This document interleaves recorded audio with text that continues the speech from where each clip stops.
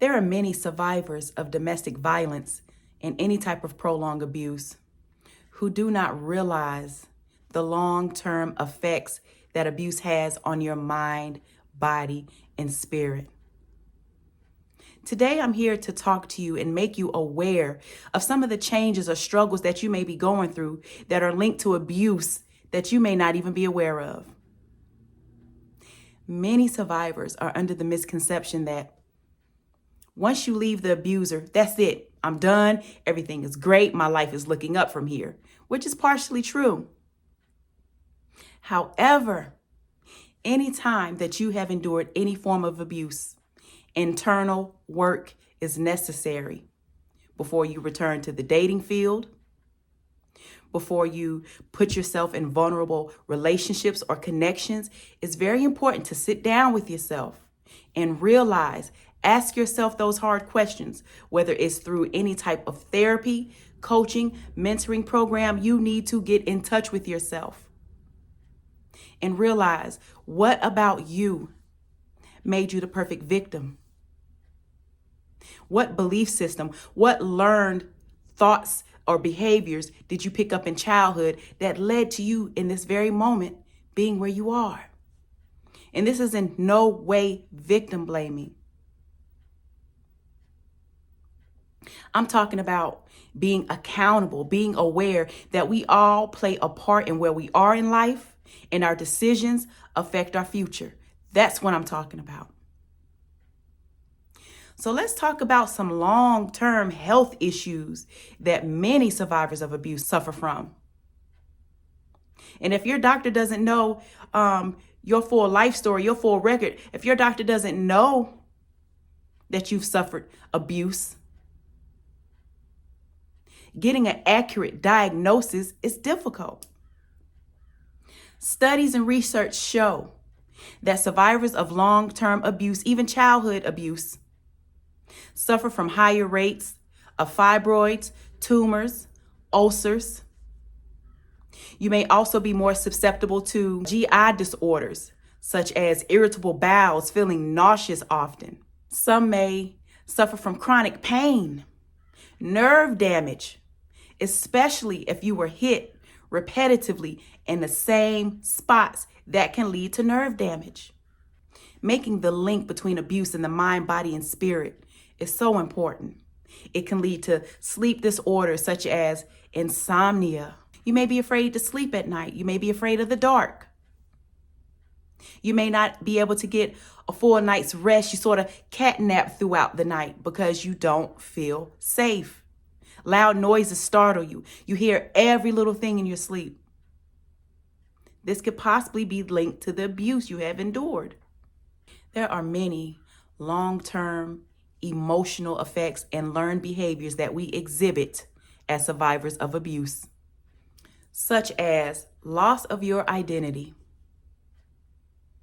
When you're walking around on eggshells, trying to please and accommodate everyone's needs and make your needs and desires invisible, you don't know who you are anymore. You have a hard time speaking up for yourself because in the past, you've been punished for speaking up for yourself. You've been punished for disagreeing with the abuser.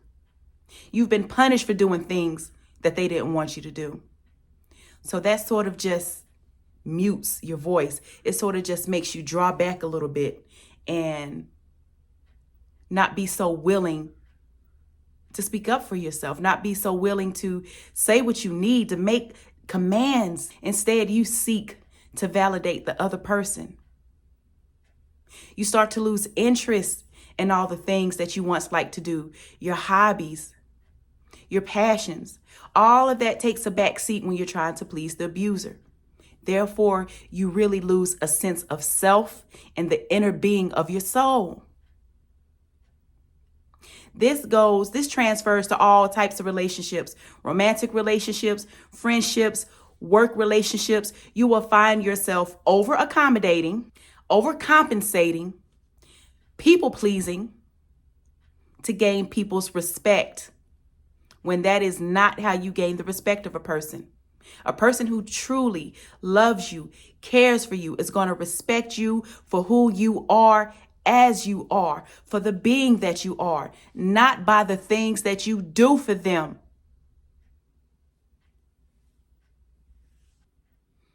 Nightmares.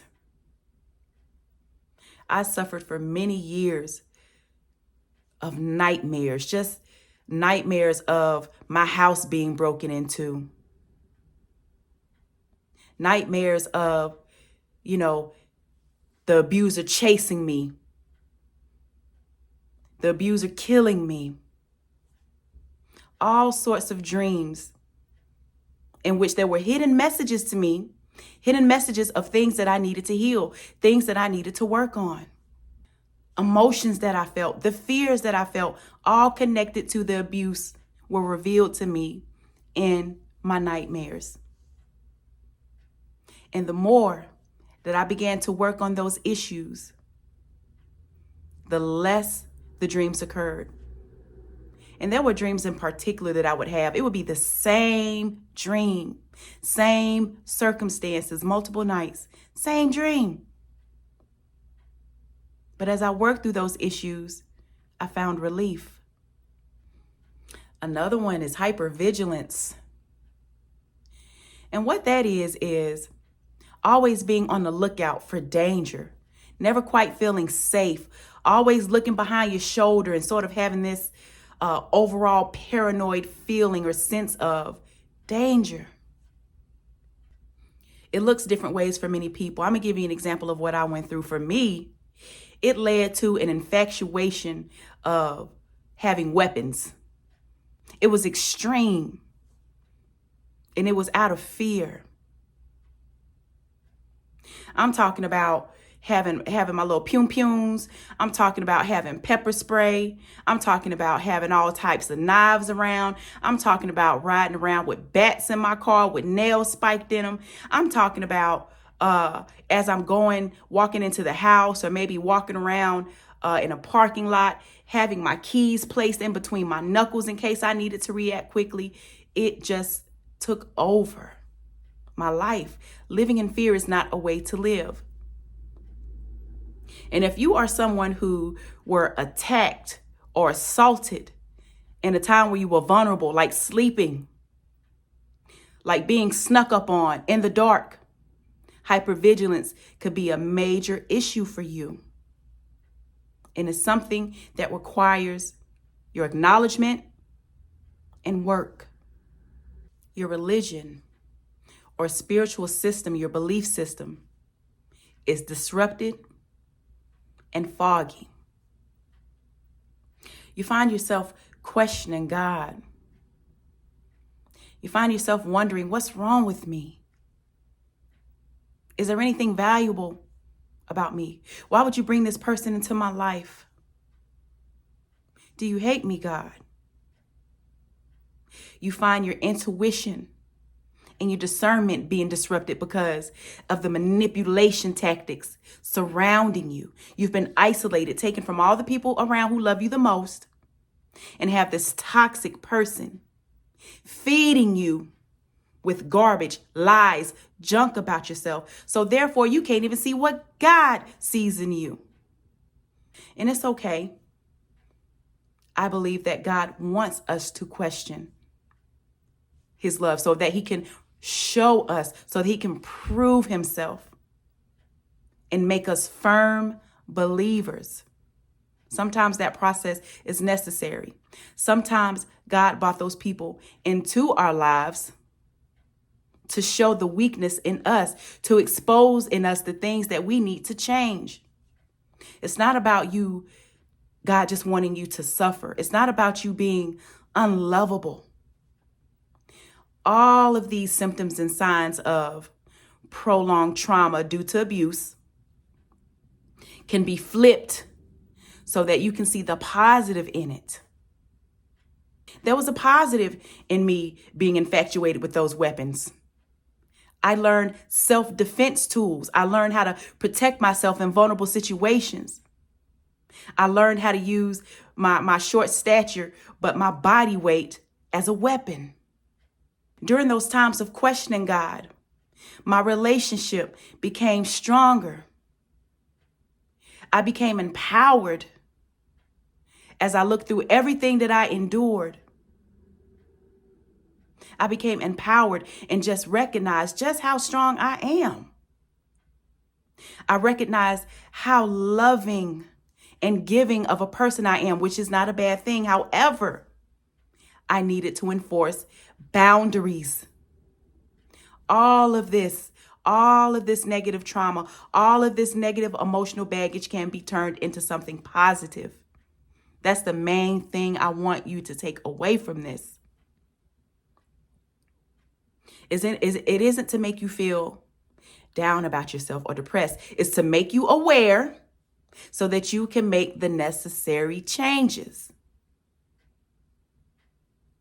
What I described today are just a few of the many symptoms that you could possibly be suffering from as a survivor of abuse. There are many documented research studies showing these connections. So it's not a figment of your imagination. Get in tune with these things so that you know how to fix them. I really hope that this helped you all. My name is Latasha. I am your self-revival and master spirit coach.